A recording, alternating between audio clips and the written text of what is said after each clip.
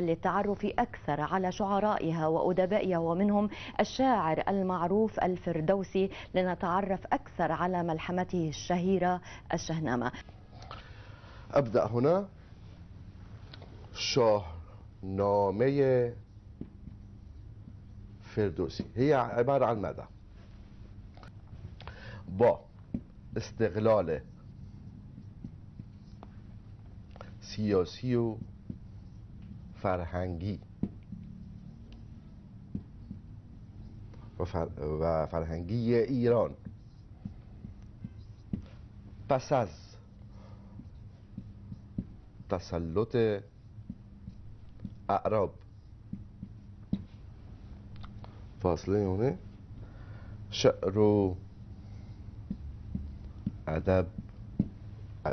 ادب فارسی تولد يافت.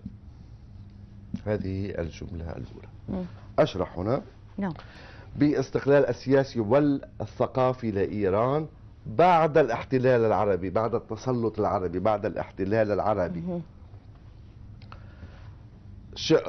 ماذا حصل؟ شعر وأدب فارسي تولد يافت.